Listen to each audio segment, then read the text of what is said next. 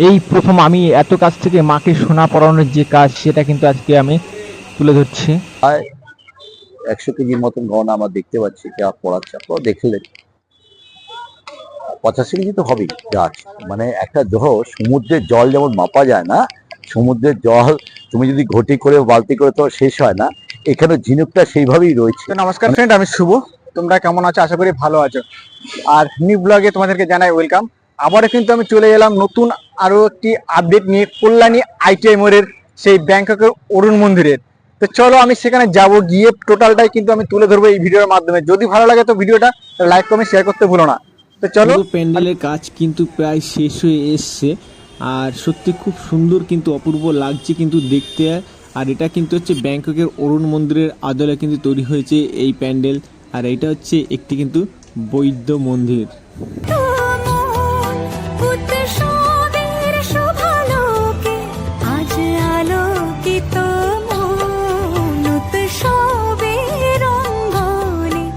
তোমাদেরকে বলি, এই কল্যাণী আইটিআই মোড় কিন্তু প্রত্যেকটা বছর কিন্তু কোনো না কোনো চমক দিয়ে কিন্তু আসছে।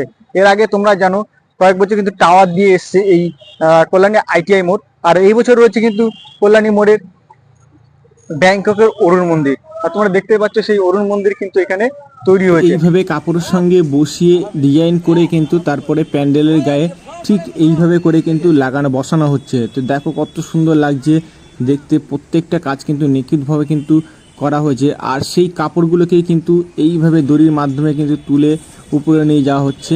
আর শ্রমিক যারা আছে ওনারা কিন্তু এইভাবে কিন্তু সেই গত 6 মাস থেকে কিন্তু কাজ করে আসছেন। দেখতে পাচ্ছেন কত সুন্দর করে কিন্তু দড়ি দিয়ে উপরে তোলা হচ্ছে। তো পুরো ভিডিওটা দেখতে থাকো, আশা করি ভালো লাগবে।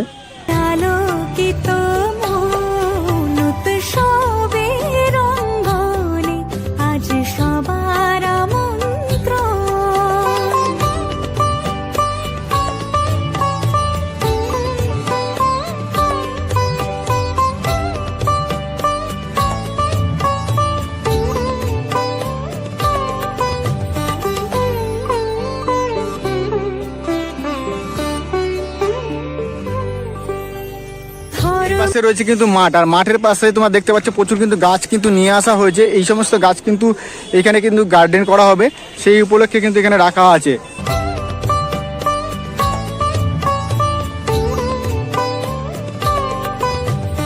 আর ঠিক প্যান্ডেলের সামনে কিন্তু রয়েছে এরকম একটি ফোয়ারা, মানে ঝর্ণা। আর ঠিক এটা ঠিক ঢোকার সেই মূল গেটের সামনে কিন্তু এটা তোমরা দেখতে পাবে। তো খুবই সুন্দর করে কিন্তু তৈরি হচ্ছে। আর দেখতে পাচ্ছ এই হচ্ছে সেই ফোয়ারার ভিতরটা, পুরো পাইপ লাগিয়ে এখানে কিন্তু জল দিয়ে কিন্তু ঝর্ণাটা করা হবে। খুবই সুন্দর লাগছে কিন্তু এখনই দেখতে।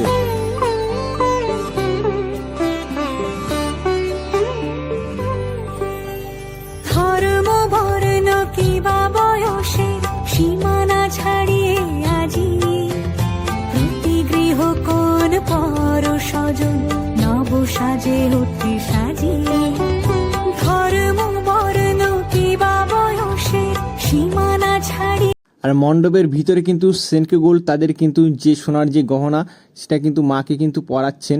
তো আমি সেখানে যাব, ভিতরে গিয়ে দেখাবো এই প্রথম যে সেনকে গোল্ড তাদের গহনা কিভাবে মাকে পরাচ্ছেন। তো চলো যাব কিন্তু সেখানে। তো আমি তোমাদেরকে এইখানে যে পুজো কমিটি আছে, ওই কমিটির যে সভাপতি আছেন ওই দাদাকে আমি পেয়েছি, ওনার সঙ্গে একটু কথা বলার চেষ্টা করব। তো চলো ওনার সঙ্গে গিয়ে কথা বলে টোটালটাই কিন্তু জেনে নেবো এই প্যান্ডেলের সম্বন্ধে। তো চলো জানা যাক। আপনাদের এই প্যান্ডেল কোন মন্দিরের আদলে তৈরি করছেন এবং কততম বর্ষে পা দিল এটা? না, এটা 32তম বর্ষ। লুমিনাস ক্লাবের প্রশাসন গতবারও যথেষ্ট সহায়তা করেছিল, এবারও যথেষ্ট সহায়তা আমরা পাচ্ছি। এবং এটা আশা করা লাভ নেই, কারণ আমাদের স্বেচ্ছাসেবক এবং পুলিশ প্রশাসন আমরা যৌথভাবে কাজটা করি। আমি যৌথভাবে কাজ করেছি বলেই গতবার এত স্মুথলি দর্শনার্থী প্রবেশ করেছে। এসপি থেকে শুরু করে অ্যাডিশনাল এসপি সবাই থাকেন এখানে, তারা পুরোটাই তাদের তরফ থেকে যে কাজটা করেন। আমাদের তরফ থেকে আমাদের স্বেচ্ছাসেবকরা যে কাজটা করার সেটা করা হয়। তো আইটিআই মোড় লুমিনাস ক্লাবের এবারের যে ভাবনাটা হচ্ছে অরুণ কৃষ্ণ মন্দির, ব্যাংককে রয়েছে, একটা অ্যাকচুয়াল বুদ্ধ মন্দির ছিল, তার আদলেই মন্দিরটা তৈরি করা হয়েছে। গত 2 বছর আমরা একটু অন্য চমক দিয়েছিলাম। আমাদের টাওয়ার ছিল, গত 2 বছর সেই অর্থে কাজ ছিল না, হাতের কাজ। কিন্তু এবার আমরা হস্তশিল্পের উপর জোরটা দিয়েছি, হাতের কাজ। পুরো প্যান্ডেলটাই ঝিনুক দিয়ে তৈরি করা হচ্ছে, দেখা যাচ্ছে। তো গত 2 বছরের থেকে এবার আলাদা স্বাদ। দর্শনার্থী যেভাবে চায় আর কি, নতুন নতুন ভাবনা তাদের কাছে আমরা তুলে ধরার চেষ্টা করি। লুমিনাস ক্লাব এটা ভাবনা যে নতুন নতুন ভাবনা নিয়ে আসে, এবং সেই জায়গায় দাঁড়িয়ে আমরা এখনো পর্যন্ত যা চেয়েছিলাম মোটামুটি সেইভাবেই তৈরি হচ্ছে। উদ্বোধন আর কে করবেন? দেখুন, ওপেনিং তো ভার্চুয়ালি মাননীয় মুখ্যমন্ত্রী করেন, মহারাজ দিন করতেন প্রতিবার। তো এবার এখনো পর্যন্ত আমরা সরকারিভাবে কোনো পাইনি। তো সরকারিভাবে যখন কোনো নির্দেশ আসবে আমরা বলে দেবো। মাননীয় মুখ্যমন্ত্রীকে দিয়ে উদ্বোধনটা করা উনি ভার্চুয়ালি করেন প্রতিবারই, এটা করে এসছেন। তো খুব স্বাভাবিক যখন ওখান থেকে নির্দেশ আসবে তখন আমরা ডেটটা বলে দেবো। এইটা হচ্ছে ভাবনা আছে এখনো পর্যন্ত। আর ওটাতে আমরা যে কাজটা করতে চেয়েছিলাম, যেমন মাকে আজকে গহনা পরানো হচ্ছে, এবং পুরোটাই আমরা এবার মাকে, গতবার একটু ডায়মন্ড ছিল, সেনকো গোল্ড টোটালটা স্পন্সর করছে। তো ওরা গহনা পরাচ্ছে, এবং প্রায় 100 কেজির মতন গহনা আমরা দেখতে পাচ্ছি যা পড়াচ্ছে। আপনারা দেখলেন 85 কেজি তো হবেই যা আছে। তো সেটা পড়ানো হচ্ছে মাকে, মায়ের যে অলঙ্কার সবটাই, এবং গহনা আজকে কাজ হবে। তো এটা আছে এখনো পর্যন্ত। আর পরবর্তীতে, এবং এছাড়া আমরা যেভাবে ভাবি যে যেভাবে মানুষ প্রবেশ করে, দর্শনার্থী যেভাবে, দুটো চ্যানেল থাকছে। একটা 2 নম্বর মার্কেট দেবালয় ওখান সময় ওখান থেকে একটা চ্যানেল হচ্ছে, আর একটা হচ্ছে পোস্ট অফিসের মোড় থেকে একটা চ্যানেল হবে। অর্থাৎ 2 সাইড থেকে মানুষ প্রবেশ করবে।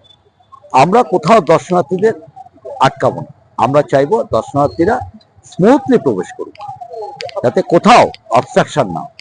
এবং আমরা চাইবো, কিন্তু হ্যাঁ, ভিতরে আমরা টাইম দিতে পারবো না, কারণ আমরা দর্শনার্থীর কাছে সবসময় অ্যাপিল করছি যে ওই ছবি তুলে সময় নষ্ট তা করলে মুশকিল হয়, পিছনে দর্শনার্থী প্রবেশ করতে পারছি না।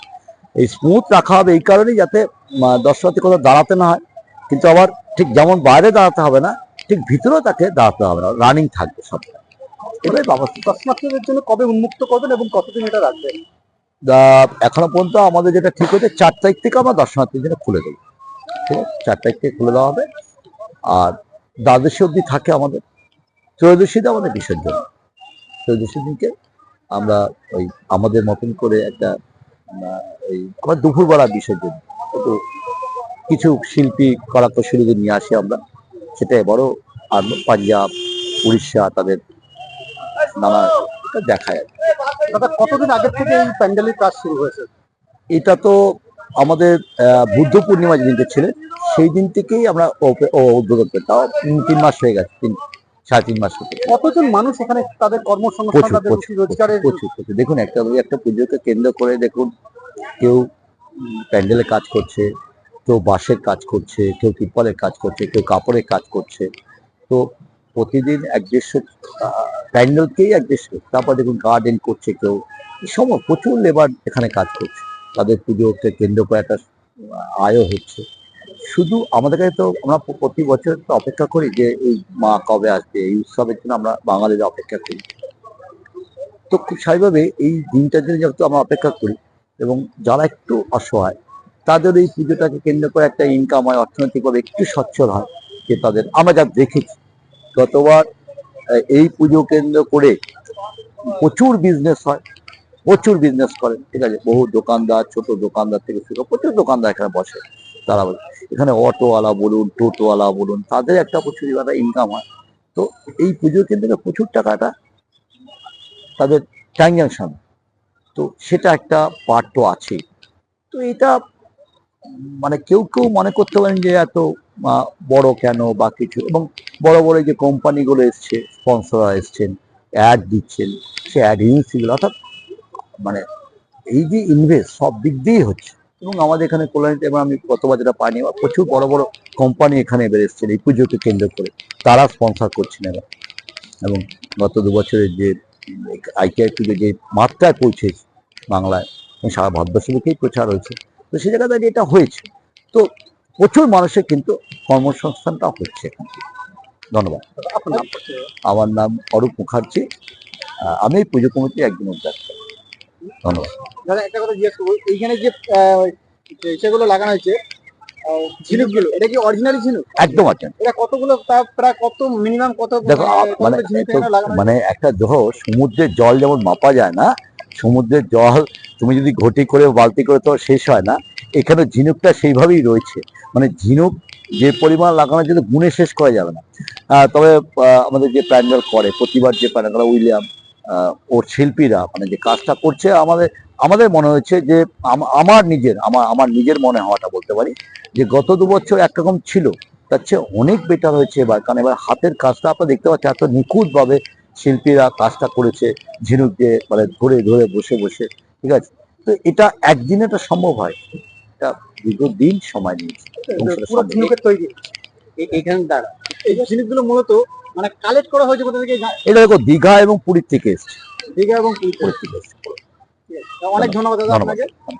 আর ভিতরে কিন্তু চলছে মায়ের সেই 100 কেজি গয়নার সেই পরানোর কাজ। তো তোমরা দেখতে পাচ্ছ এই হচ্ছে গেট। তো আমি ভিতরে এখন যাবো, ভিতরে গিয়ে টোটালটাই তোমাদেরকে দেখানোর চেষ্টা করছি। তো চলো ভিতরে, মাকে কিন্তু সেই সোনার গহনা কিন্তু পরানো হচ্ছে। তা আমি কিন্তু প্রথম এই কিন্তু তুলে ধরছি তোমাদের মধ্যে যে মায়ের যে সোনার যে গহনা পরানো হচ্ছে, তো সেইটাই। তো চলো ভিতরে যাই। আমি কিন্তু এখন ভিতরে প্রবেশ করছি, আর উপরের সিলিংটা দেখো কত সুন্দর করে কিন্তু করা হয়েছে। আর এটা হচ্ছে প্রবেশ পথ।